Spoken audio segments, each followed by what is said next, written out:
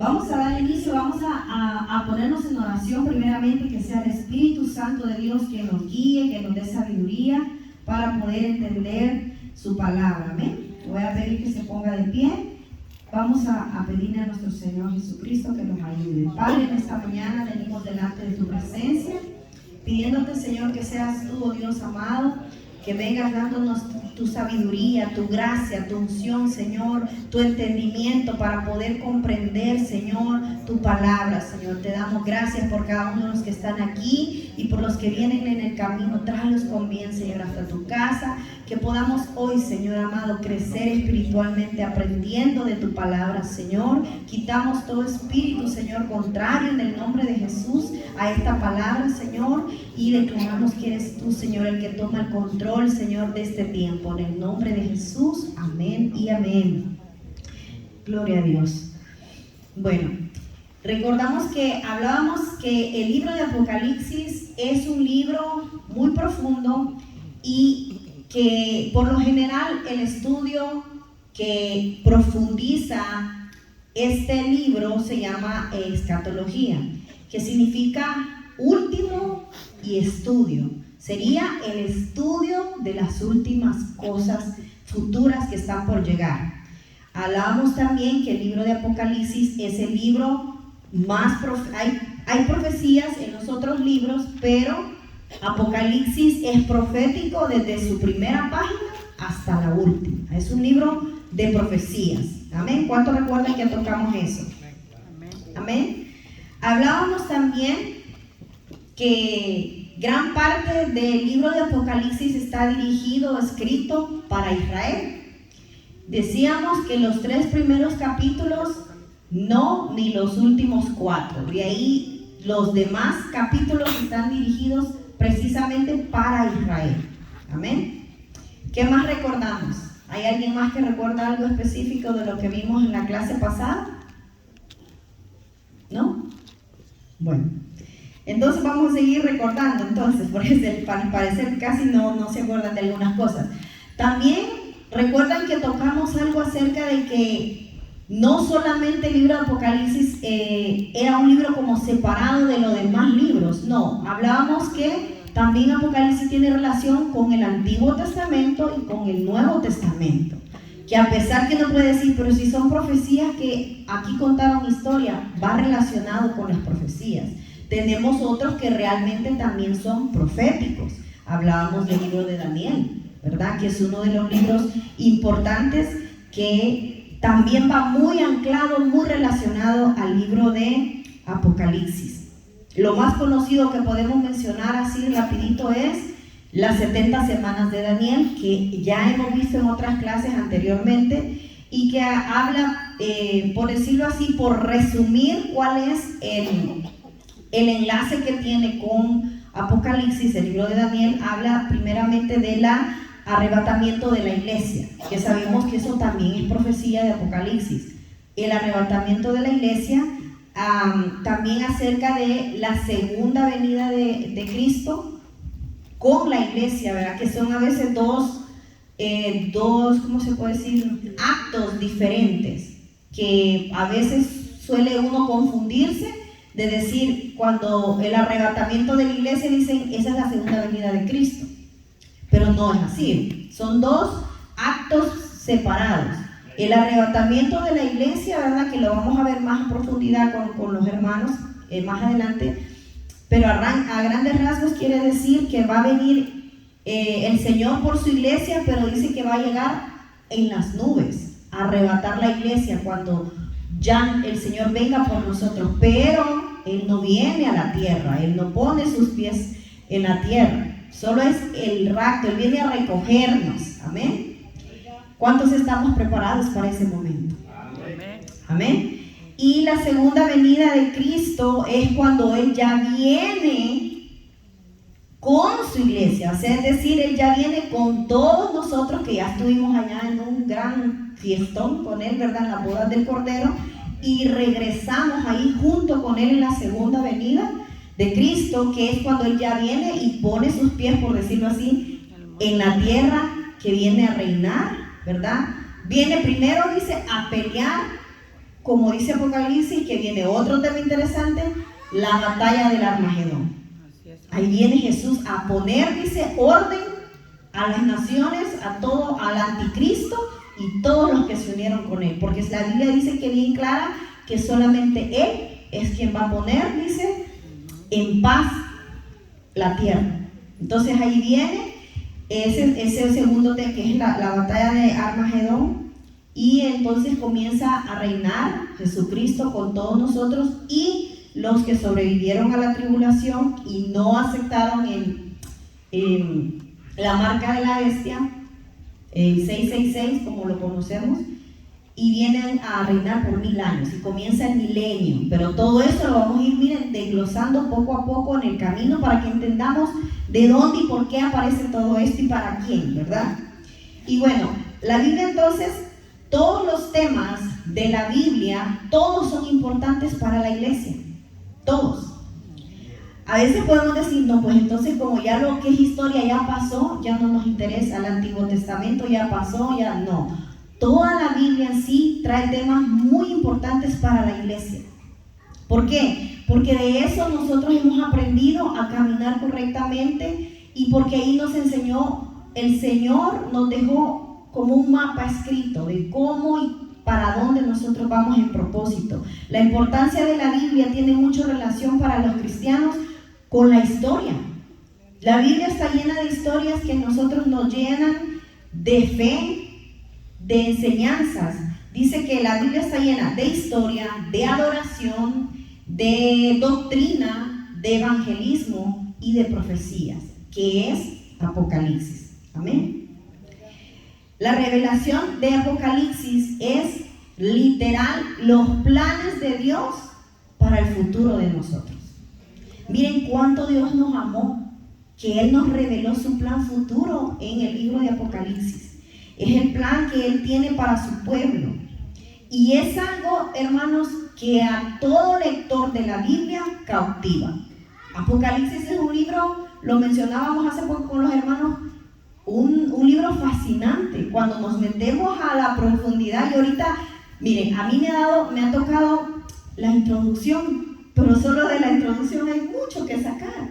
Y uno dice, wow, ni siquiera hemos entrado en el primer capítulo y yo ya estoy emocionada por saber todo lo que viene, porque la Biblia es un libro maravilloso, un libro que quizás la gente quiso desacreditar, por años han querido como eliminar, y es el libro que ha permanecido por años, por los siglos de los siglos, porque es la palabra de Dios. Amén. Y un dato que debemos observar, que es muy importante, dice, que yo noté aquí, la iglesia, en el libro de Apocalipsis, hablando de la iglesia, o sea, nosotros, la iglesia de Cristo, dice que no se menciona desde el capítulo 4 al 18, la iglesia no aparece. Lo vamos a ir viendo. En esos del 4 al 18 de Apocalipsis, en esos capítulos, la iglesia no aparece por ningún escenario. Usted sabrá por qué, ¿verdad? Porque aquí en estos capítulos ya comienza a hablar directamente con el pueblo de Israel y todos los que aquí ya comienza a hablar de los sellos, de las copas, de las trompetas, cuando la iglesia no va a sufrir nada de eso. Amén. Por eso la iglesia no aparece aquí. Lo vamos a ir viendo. Y es decir que entonces una cuarta o quinta parte de este libro de Apocalipsis se consagra solamente al destino final del pueblo de Israel. Hablando de los juicios, los sellos, las trompetas, las copas que se mencionan en el libro, afectarán a los judíos que se plieguen o se unan al anticristo durante la tribulación. Mientras que la misericordia de Dios cuidará el remanente fiel que sobrevivirá para formar la base humana del reino milenial con Cristo, el ungido de Dios. Amén. Gloria a Dios. Vamos a leer un poco aquí del libro. No sé cuántos lo tengan, pero sería bueno que ustedes pudieran conseguir el libro. Está muy, muy interesante y creo que lo vamos a ver por un año o un poquito más porque es bastante extenso y usted lo puede seguir buscando. ¿Verdad que no se puede encargar que ustedes, los maestros, nos encarguen? ¿De qué? ¿verdad? Si se pudiera hacer el pedido, si alguien más interesa tener el libro, se pudiera. Oh, sí, sí. Yo pienso que sí. Si alguien está interesado, pues que se acerque a alguno de los maestros, y yo creo que cualquiera de los 4 podemos ordenarles un libro con confianza, lo podemos conseguir. Igual, no sé si alguno de los maestros lo consiguió en alguna librería aquí en Nashville. En Nashville se puede conseguir, y si no, pues por Amazon, en Amazon también, ¿verdad? Para que usted lo tenga y lo estudie. Casi igual. En Amazon lo pueden conseguir. Sí. ¿Cuánto lo cuesta? No era mucho. Como $11 creo que cuesta. Y es un libro muy, muy bonito que nos ayuda a crecer. El nombre, bueno, lo conseguimos por el Apocalipsis, un mensaje escatológico. El que lo escribió se llama Wilfredo Calderón. Amén. Después de este comercial de Amazon, vamos a seguir la palabra de Dios. Y no estamos cobrando, dijo, por publicidad. Vamos a hablar entonces acerca del autor del libro. Recuerden que mencionamos al principio que el autor del libro, quien escribió fue el apóstol Juan. Pero el libro realmente está hablando de lo que Jesucristo quería enseñarnos a nosotros. O sea, el libro, a veces como que lo hemos escuchado, lo hemos aprendido mal cuando decimos Apocalipsis, el libro de Juan. Pero realmente es de Jesús, porque realmente él solamente lo escribió, pero estaba hablando de lo que Jesús quería anunciar que venía para nosotros, ¿verdad? Pero lo hemos conocido así, y dice en el libro, poco se dice acerca de la vida del personaje del apóstol del Juan, excepto, dice, su asociación con Pedro durante los primeros años del avivamiento de la iglesia primitiva, tanto en Jerusalén como en Samaria y probablemente en otras regiones. No existe mucha información escrita en cuanto a la información que obtenemos de los escritos de Ireneo de los finales del segundo siglo. Por medio de comentarios hechos por algunos líderes cristianos del segundo y tercer siglo, sabemos que el apóstol Juan también supervisaba las iglesias a las cuales envía las 7 cartas de los capítulos 2 y 3 de Apocalipsis. Aquí hemos aprendido en este libro que dice que hay información que se consiguió a través de este señor Ireneo, que lo vamos a ver más adelante también, de que Juan era quien supervisaba las 7 iglesias que se mencionan en el capítulo 2 y 3, ¿verdad? Está Esmirna, Éfeso, se me olvidó las otras, pero son 7 iglesias a las que él, según él, supervisaba, digamos, como un obispo, que él estaba ahí, pero en realidad también él fue uno de los que se enfocó más en la predicación, en todo lo que tenía que ser Asia Menor, dice la Biblia, y que ahora viene siendo Turquía. Hablábamos de eso también con algunos hermanos, que es necesario entender muchas cosas geográficas de este libro, que yo espero en Dios que poco a poco los hermanos nos vayan ayudando con eso, porque nos puede confundir con los nombres, porque nombres antiguos ya no se usan en la actualidad. Entonces uno puede entender, en dudar y decir, pues eso ya no existe, eso ya no, con esos nombres ya no aparecen ahora. Pero si vamos a buscar geográficamente, usted lo busca, usted va a ver que con Asia Menor aparece que en la actualidad Asia Menor hoy se llama Turquía. O hay otros lugares que vamos a también estudiar y que ahora es Grecia, que tenía otro nombre antes, pero no deja de ser algo real, de lugares que existen, que la Biblia nos menciona y que geográficamente usted va, sí existe. Amén. Que la Biblia sí es real cuando escribe o describe una área, ¿verdad? Entonces dice que Juan era uno de los discípulos de Jesús, uno de los más amados, que escribió la epístola de Juan, pero también escribió Apocalipsis y también las otras epístolas de primera de Juan, segunda de Juan y tercera de Juan, también las escribió él. Sabemos que cuando él escribió el libro, o cuando le fue revelado más bien el libro de Apocalipsis, él estaba, dice, desterrado. A él lo habían enviado a una isla que hay dos versiones. Mencionan que la isla, unas personas mencionan que la isla era una isla con roca montañosa, árida, que no había vegetación. A él lo enviaron ahí a morir.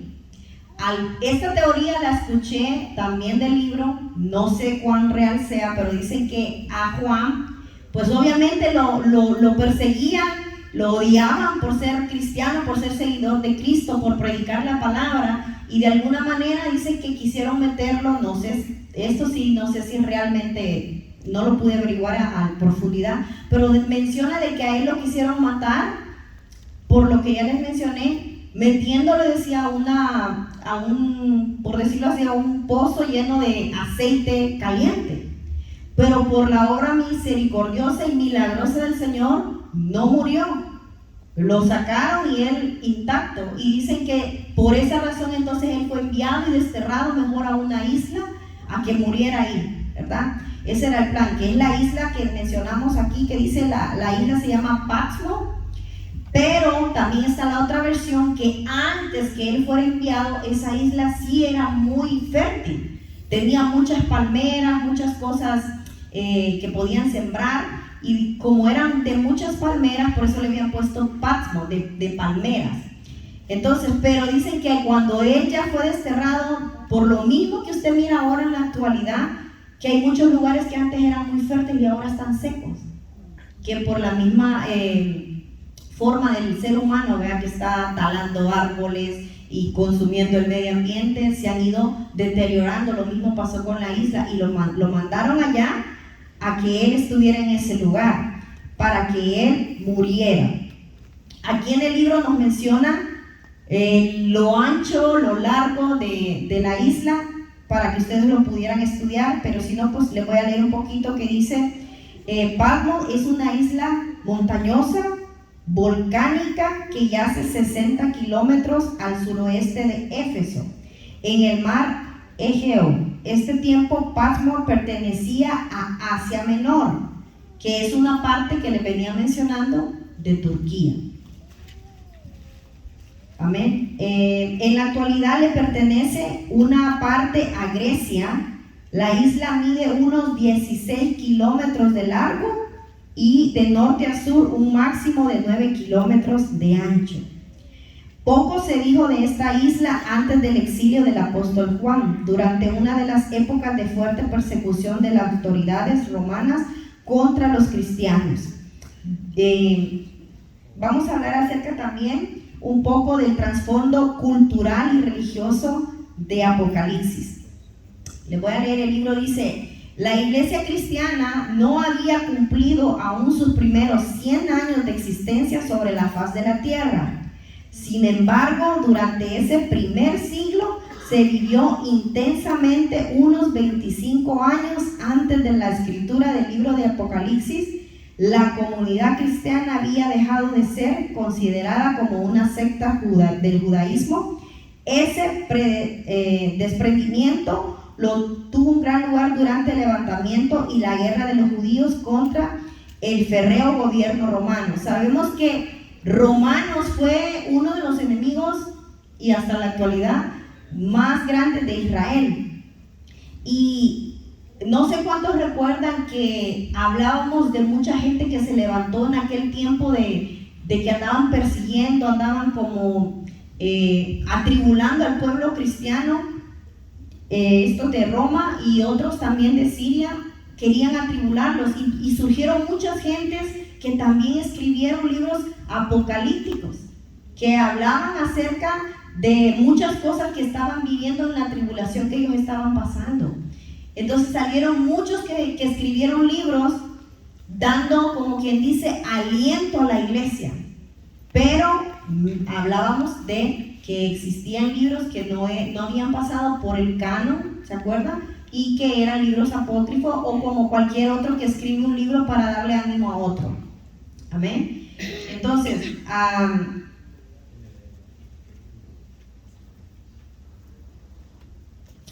La cultura entonces del mundo en la cual fue Apocalipsis, el libro de la Biblia, cuando fue entregado, dice que los primeros lectores, los primeros que leyeron el libro de Apocalipsis, estaban viendo o viviendo un torbellino social, porque estaban en la mezcla de muchos conflictos políticos y cristianos en ese tiempo.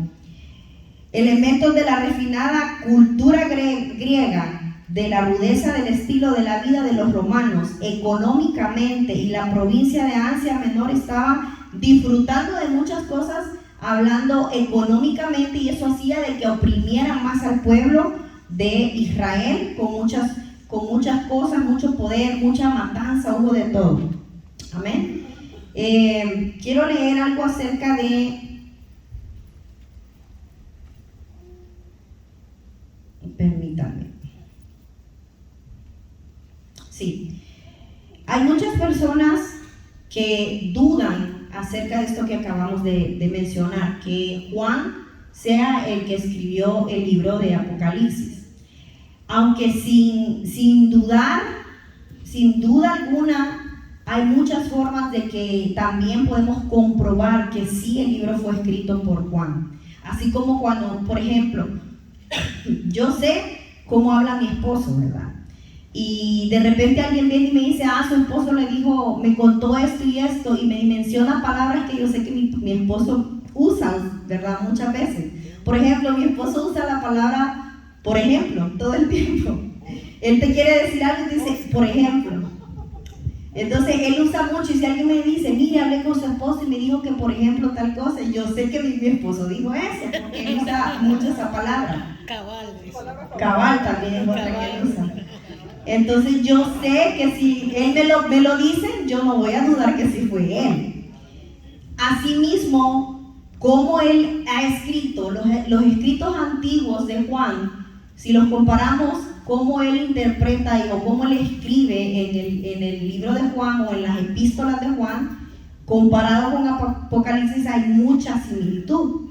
Pero también hubieron personas, recordemos que, miren, después de todo lo que conocemos de la Biblia, existió más gente que se fue añadiendo a la iglesia, que fueron algunos quizás no mencionados en la Biblia, pero en la actualidad los conocemos como grandes historiadores, filósofos que fueron convertidos a Cristo y que escribieron otros libros que nos ayudaron. Uno de ellos, voy a leerles un párrafo para que entremos a los nombres estos importantes que vamos a mencionar ahora. Dice Juan, el apóstol Pablo, el autor de Apocalipsis. Desde mediados del segundo siglo de nuestra era, dice, la iglesia en general ha reconocido sin dudar alguna que el autor del Apocalipsis fue Juan el apóstol. El cuarto evangelio, también del cuarto evangelio y las 3 epístolas que llevan su nombre.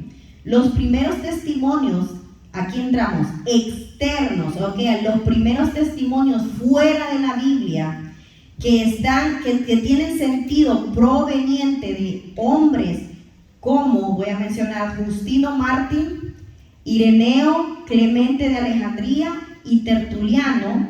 El primero en cuestionar la paternidad de Juanita del libro de Diosito, dice Alejandría, quien escribió a mediados del 3er siglo, aunque este líder alejandrino aceptaba la canonidad del libro, pero no creía que su autor fuera Juan, el último. Es decir, que el último decía, sí creemos que es posible que aceptamos lo que dice Apocalipsis, pero no aceptamos que lo haya escrito Juan. Él decía eso. Pero ¿quiénes son estos que acabamos de leer? ¿Quién es Tertuliano? ¿De quién estamos hablando? De Clemente de Alejandría. Estas personas tuvieron mucha relación y es como un eslabón que une a confirmar que sí fue el apóstol Juan quien escribió el libro de Apocalipsis. Y quiero leerles algo que yo investigué aparte para saber quiénes eran estas personas. Amén. Vamos a leer algunos porque son varios, solo voy a leer 2. Clemente de Alejandría. ¿Quién era Clemente de Alejandría? Porque él aseguraba y tenía como poder o palabra de decir, estoy seguro que fue Juan. Dice aquí, Clemente de Alejandría, él era un instructor de los nuevos convertidos. O sea que aunque la Biblia no lo menciona, había mucha gente que servía en la iglesia y quizás no muchos fueron sobresalientes, pero vamos a hablar de estos que tienen que ver con Juan. Dice, él era otro filósofo que halló en el cristianismo buscando la verdad y fue convertido al cristianismo. Viendo la vanidad de la filosofía humana, se volvió a Cristo. Después de convertirse en cristiano, viajó por todo el imperio romano aprendiendo los preceptos de la fe cristiana, personalmente de los maestros cristianos más ancianos y estimados. Los escritos de Clemente, fechados hacia el año 190, reflejan la suma de la sabiduría de sus maestros. Ha inspirado a muchos cristianos a través de los siglos, incluyendo a Juan Wesley. Con el tiempo, Clemente se mudó a Alejandría en Egipto y fue ordenado anciano en aquella congregación, encargado de instruir a los nuevos conversos. O sea que él estaba bien aliado con la relación de la iglesia. Él era instructor de la gente que se convertía a Cristo. Quiero leer también el otro que se llama Dicarpio. Dicarpio tiene mucho que ver. Él era un discípulo del apóstol Juan. Entonces, él conocía a Juan. Él sabía cómo se expresaba Juan. Y entonces dice que él estaba tan pegado a su discípulo que lo instruía en la palabra del Señor. Dice, él servía a las congregaciones de Asia. En su juventud, él acompañó al apóstol Juan y aprendió, dice, a sus pies. Parece ser que Juan mismo le ordenó como obispo de la congregación en Esmirna. ¿Qué les recuerda esto?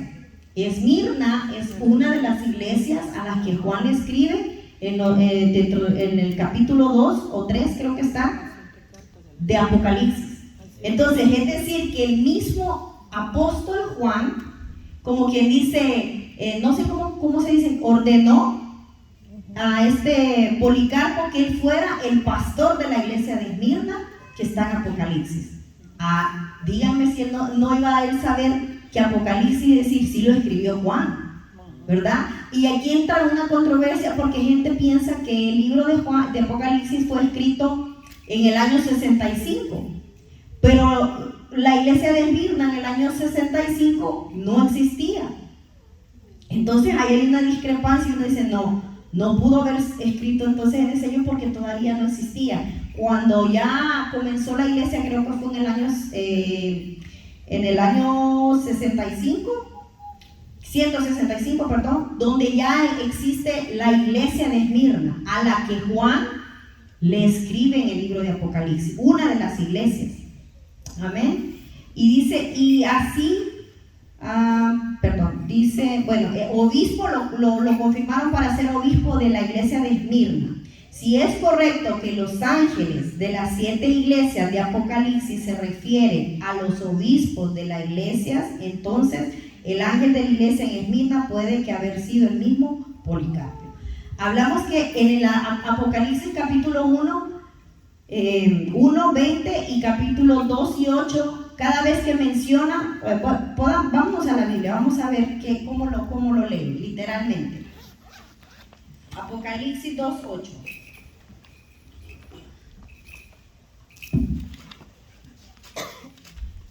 Perdón, pero es mucha historia, mucha información. Apocalipsis 2:8. Es la iglesia de Esmirna. Usted puede ver arriba, dice el mensaje a Esmirna. Y dice, y escribe el ángel de la iglesia en Esmirna, el primero y el postrero, el que estuvo muerto y vivió, dice esto. Es decir, cuando estas palabras están escritas aquí, dice al ángel de la iglesia, se refiere a cada pastor de la iglesia. Se está refiriendo a la cabeza que el Señor puso en esa iglesia. Si esto, como lo acabamos de ver aquí, entonces significaba que le estaban diciendo directamente al líder de la iglesia y podemos ver un poquito qué es lo que le dice. Dice, el ángel del Señor dice: yo conozco tus obras y tu tribulación y tu pobreza, pero tú eres rico y la blasfemia de los que se dicen ser judíos no lo son, sino sinagoga de Satanás. Aquí estamos viendo muchos detalles que Dios le estaba revelando a Juan, pero el mensaje cuando va directo a la iglesia está hablando del pastor y en general toda la iglesia, porque a toda la iglesia le estaba dando palabras, ¿verdad?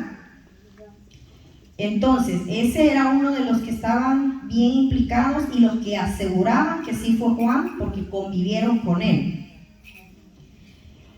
Está el que acabamos de leer también, el famoso Ireneo, el eslabón importante con los apóstoles, así le han puesto. Dice, uno de los discípulos personales de Policarpo, que fue el pastor de Esmirna, fue Ireneo, quien después se mudó a Francia como misionero cuando el obispo de la congregación en Lyon fue muerto en una ola de persecución. Ireneo fue llamado a reemplazarle la iglesia en todo el mundo. Le elogiaba a Ireneo como hombre justo y piadoso, como discípulo de Policarpo y de Juan, quien a su vez era discípulo de muchos otros. Ireneo sirve como eslabón importante con la época de los apóstoles. Él fue martirizado cerca del año 2000. Ireneo también conocía a Juan, también era seguidor de la palabra de Cristo, pero era muy cercano a Juan. Él dice aquí en el libro, fueron los que dan testimonio externo de que sí fue Juan el que escribió el libro de Apocalipsis. Amén. Gloria a Dios. Vamos a ir un poquito más adelante.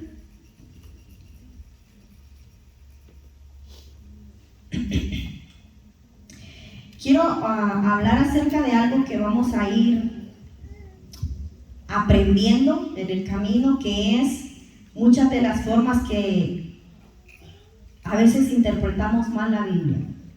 Y Apocalipsis se presta para muchas cosas así, porque habla en muchas formas simbólicamente y en otras literalmente.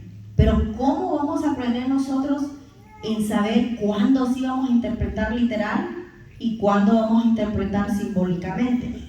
¿Verdad? Una de esas cosas que se interpretaron mal, o frases de la Biblia, del Apocalipsis que se interpretaron mal, fue cuando el Señor mencionó a Jesucristo, que Él decía que su regreso estaba pronto. Vamos a poner ese ejemplo. Jesucristo fue uno de los que mencionó esa palabra muchas veces, que su venida era pronto. Pero surgieron muchas personas en la necesidad de que ellos vivían en tribulación como pueblo. Surgió de que se aferraron de una palabra, pero interpretaron mal la palabra. Y vamos a leer un poco aquí. Dice, antes de que se escribiera el Apocalipsis, desde cuando los discípulos escucharon la expresión de Jesús en cuanto a su manifestación gloriosa del tema de la segunda venida que habla en Apocalipsis, Él decía estas palabras. Jesús dijo, de cierto os digo, que hay algunos de los que están aquí que no gustarán de la muerte hasta que hayan visto al Hijo del Hombre viniendo en su reino. Eso está en Mateo 16:28. La expresión de este anuncio es que el Señor estaba prediciendo con estas palabras que el acto de transfiguración era algo que Él iba a ser transformado y que Él no iba a ver realmente una muerte como tal. Otra profecía de Jesús que ha despertado de interés de los entendidos es la siguiente. De cierto os digo que no pasará esta generación hasta que todo esto acontezca. Eso lo habla en Mateo 24:34. En este pasaje el Señor predijo dos hechos que se realizarían en el futuro, uno a corto plazo y el otro era una destrucción futura para Jerusalén. El otro carácter escatológico era la gran tribulación. Sin embargo, algunos creyentes de la iglesia primitiva entendieron que la segunda venida del Señor se haría en realidad en el transcurso de un periodo corto. Entonces, tan grande fue la mala interpretación de este versículo, o de varios que anunciaban esta palabra de que el Señor venía demasiado pronto, que dice que incluso algunos se levantaron señalando la fecha de cuando era la segunda venida de Cristo. ¿Les parece algo que pasa hoy en día?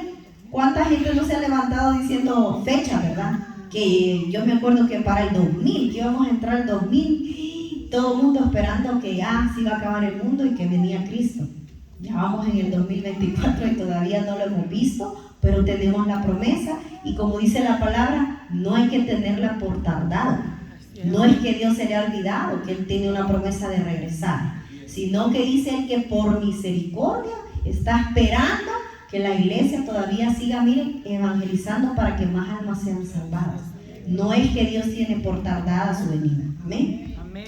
Pero dice de que mucha gente, dice, se atrevió a señalar fechas, dar fechas de decir cuándo era, tanto así que dice aquí, le voy a leer, señalando fechas para el regreso del Señor, como lo siguiente, dice, algunos hasta el día de hoy siguen haciéndolo, varios fueron confundidos. Es probable que algunas personas en ese tiempo vendieron sus propiedades, vendieron sus casas, pensando que bueno, ya nos vamos y ¿para qué? ¿Verdad? Yo conozco a alguien que una vez me mencionó, porque nosotros estábamos en un proceso de comprar nuestra casita, y me dijo, pero ¿y vos que no sos cristiana? Me mencionó, le digo, sí. ¿Y para qué andas comprando casas si ya nos vamos?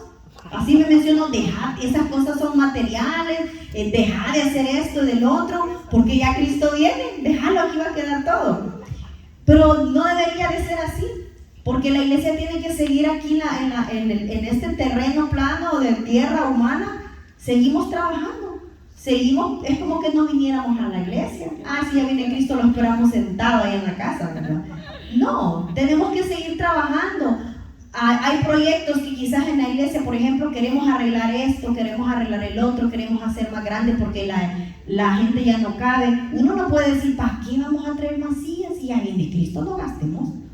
No podemos pensar así. No, Cristo va a venir y que nos encuentre trabajando, que nos encuentre.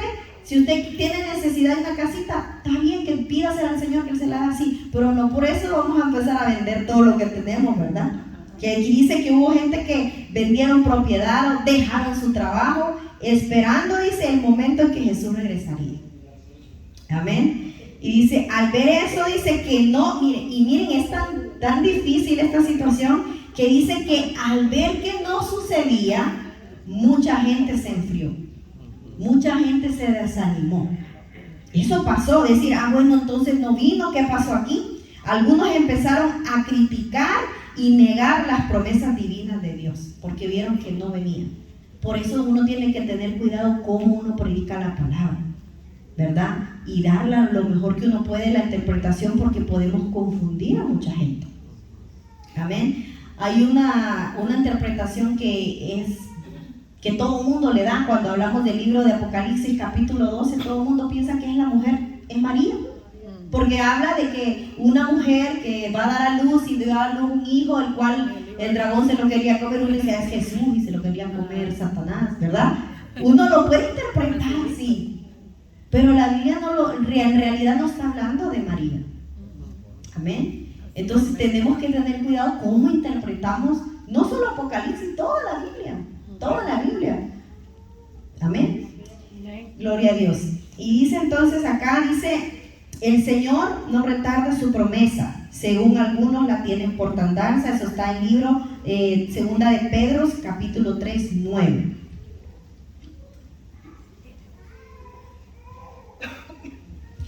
Amén. Dice, posibles interpretaciones de promesas de una pronta venida. Entre las promesas que Jesús usó la palabra pronto regreso, podemos citar la que la iglesia de Filadelfia dice, y he aquí, dice, yo vengo pronto, retén lo que tienes para que ninguno tome tu corona. Apocalipsis 3:11. Otra similar a esta se da al final del libro con un llamado de alerta a la iglesia. Y dice: he aquí, vengo pronto, bienaventurado el que guarda las palabras de la profecía de este libro. Y he aquí, yo vengo pronto y mi galardón conmigo para recompensar a cada uno según sea su obra.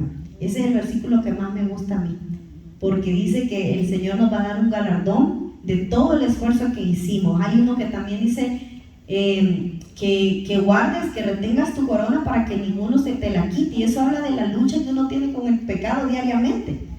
Cuando a mí me ha tocado que a veces he tenido quizás la tentación de hacer algo que me gustaba y no lo hago y me volteo y dije: gané mi corona. No lo hice, no caí. Y me acuerdo de este versículo y dice: y retén lo que tienes tu galardón conmigo para recompensa de cada uno según nuestras obras.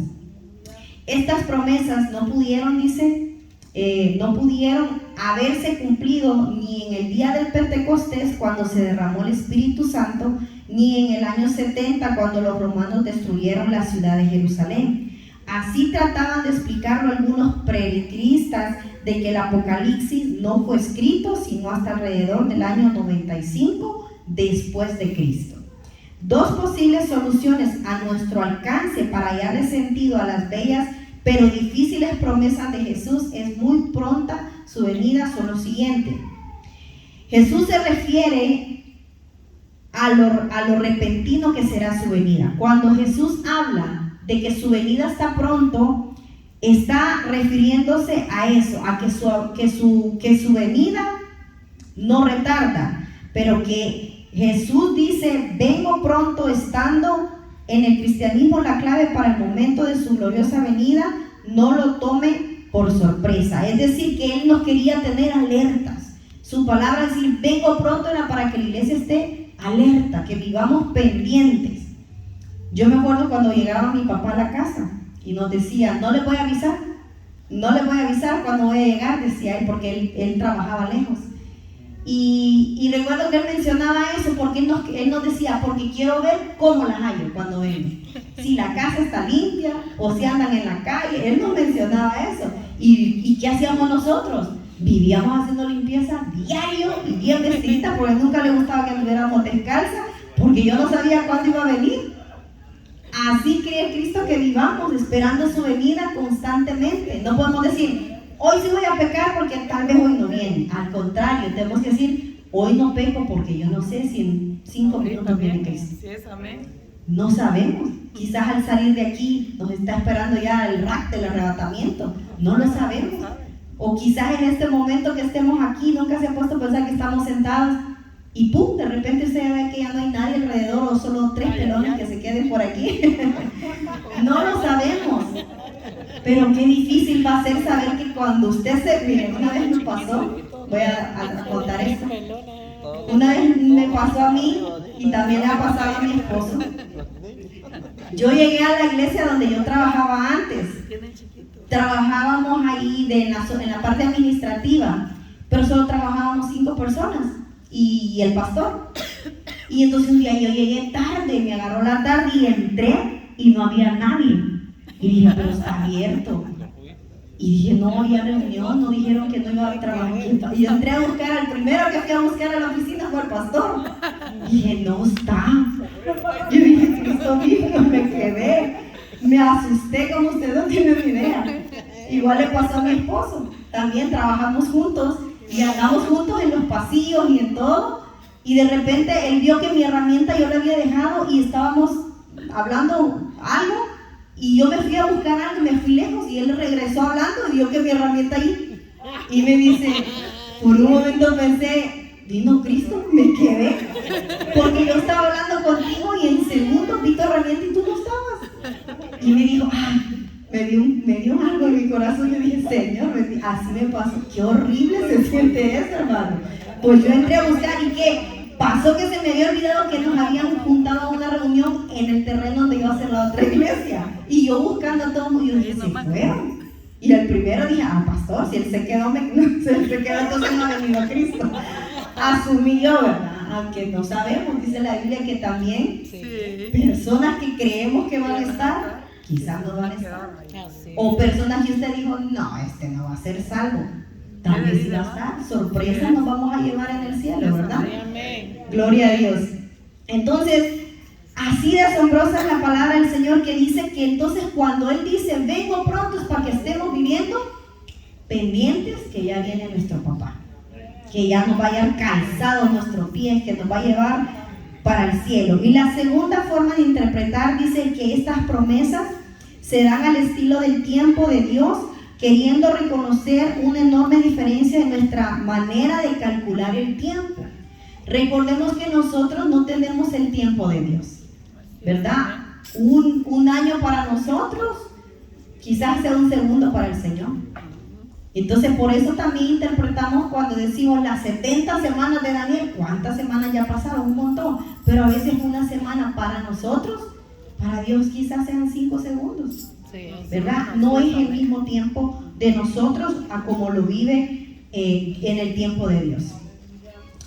Hay muchos contextos acerca del milenio que quizás no lo voy a tocar porque es bastante extenso, pero solamente es cuando uno tiene una duda en la historia. Cuando hablamos del reino milenial, mucha gente también tiene duda que ¿será que sí van a ser solo 1000 años? ¿Será que van a ser los primeros contando los primeros días de la tribulación o después? No vamos a entrar en eso porque es bien extenso, pero sí quiero mencionar lo que nosotros sí realmente creemos. Y nosotros como iglesia sí creemos en que va a haber ese arrebatamiento, pero que la iglesia no lo verá. ¿Amén? Hay mucha gente que contradice eso, dice que la iglesia sí lo verá, que por lo menos van a vivir los 3 años y medio. Hay otros que dicen que la iglesia tiene que quedarse hasta que Cristo venga. Hay muchas ideas, pero con lo que la Biblia nos menciona, nosotros creemos 100% que la iglesia no verá tribulación. Porque el Señor dijo que Él venía para darnos vida y evitarnos todo sufrimiento del gran juicio. Y cuando Él habla del día grande del Señor, es cuando venga la ira a esta tierra. Y Él dice que por esa razón Él murió para que nosotros tuviéramos vida y nos llevara antes de sufrir toda tribulación. Entonces la iglesia no verá tribulación. Sí veremos principio de dolores, que podemos decir que lo estamos viviendo. Porque usted ahorita puede ver cómo está el mundo. Usted mira que el mundo, incluso la tierra misma, gime la venida de Cristo ya. Por eso vemos desastres naturales. La tierra ya está queriendo regresar a su estado.